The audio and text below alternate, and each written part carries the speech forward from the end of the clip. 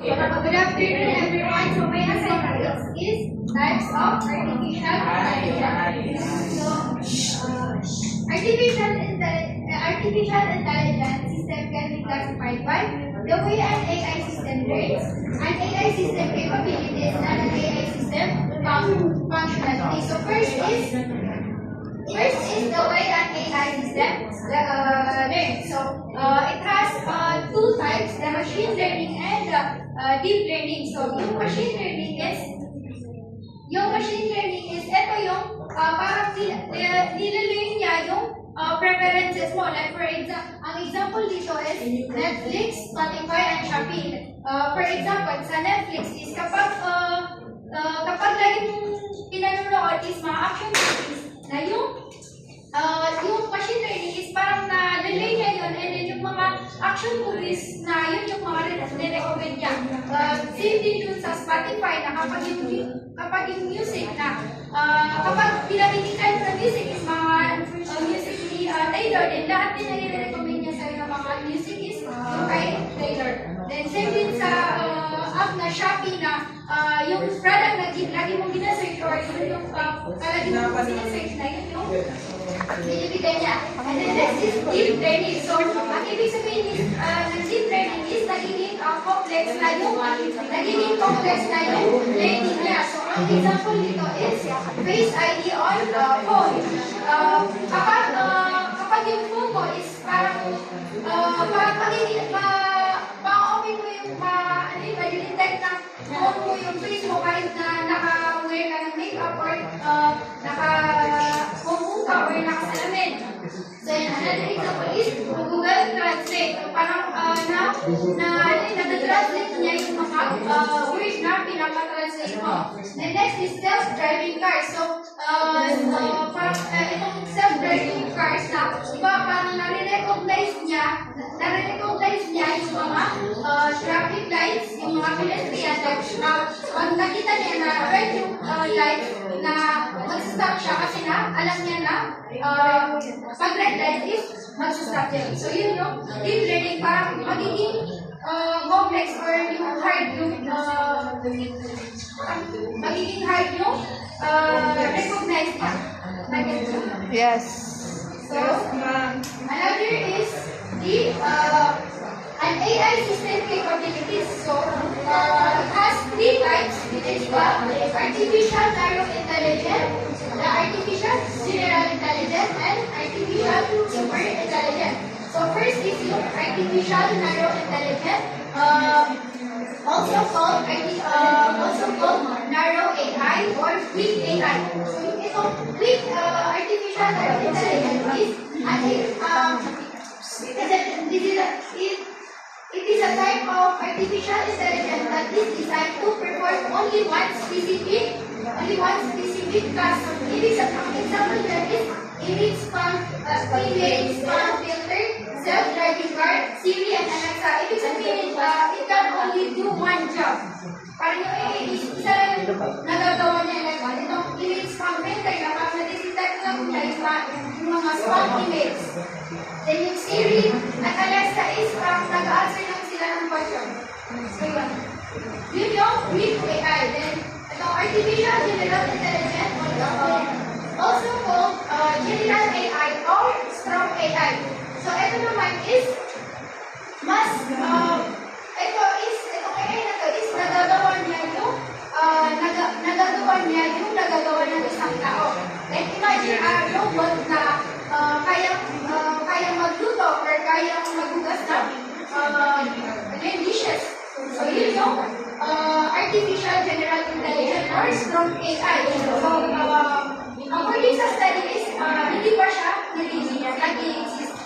So next is artificial super intelligence. Ito naman is mas matalino yung AI kesa sa AI kesa sa isang tao. So itong AI na naman is only hypothetical. Imagination lang siya. Hindi pa siya nag-i-exist. So next is an AI system functionality. So it also have three types: the expert system, predictive system, and generative predictive AI, generative AI. So first is expert system. So expert system is an AI that acts like an expert in one field. It uses the knowledge of different experts. So ang example nito is yung travel AI expert system. So for example is magpuplano ka ng trip.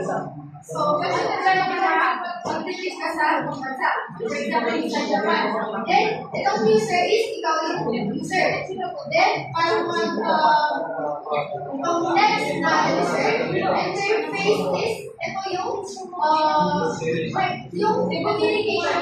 Yung ikaw ang communication sa AI. Then, itong reference agent or AI brain is dito niya ina-active, dito niya parang ina-analyze or dito niya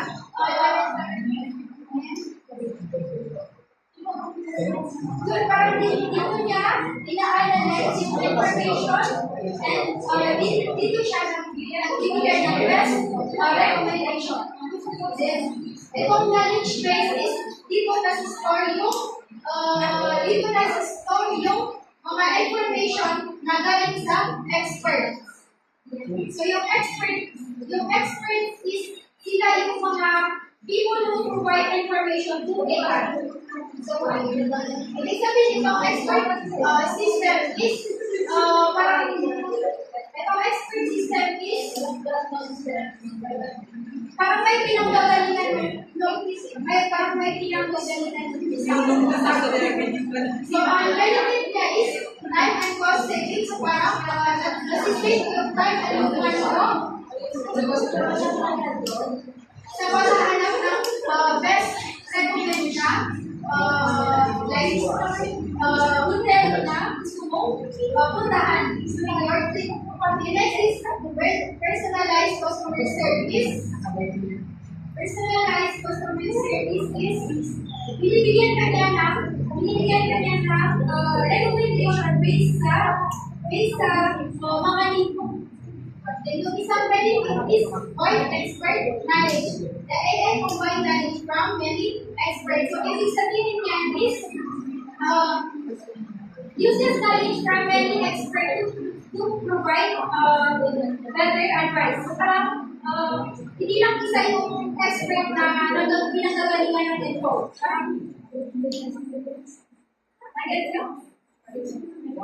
Next is predictive AI. Predictive AI uses current and historical data to predict future events. So, an example nito is, for example, is flight delay prediction. Flight delay prediction. So, before I predict the AI future, is dadaan na siya dito sa descriptive analytics, which is ang tanong dyan is what happened. So, parang for example is, yung example natin is flight delay prediction. So, dito sa first is what happened. So, example is, bakit na-delay yung di ba nila-predict mo na yung delay na flight? Then, what happened? Example is, yesterday, 10 flights were delayed. So, dito sa next is, what did it happen? Bakit yun na-delay? So, for example, kasi sa heavy rain. Cause niya is heavy rain. So, doon napapasok yung predictive AI na ito-predict niya yung parang yung past and then yung present. I-predict niya yung, diba, sabi dun sa what happened is, yesterday, 10 flights were delayed. Then, what did it happen? Bakit yun ang nangyari? For example, because of heavy rain. niya yung past and then yung present. Bago niya i-predict yung future. So, yun. What will happen? Ito dito is, pumasok na dito si predictive AI. So, what will happen next?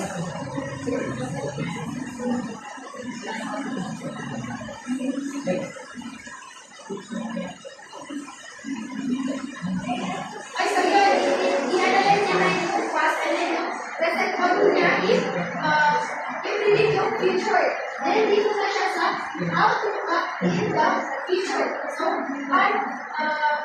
to act in the future. So, example dito is, pwede mo, for example, yung predict niya is, pwede bukas is umulan-ulan.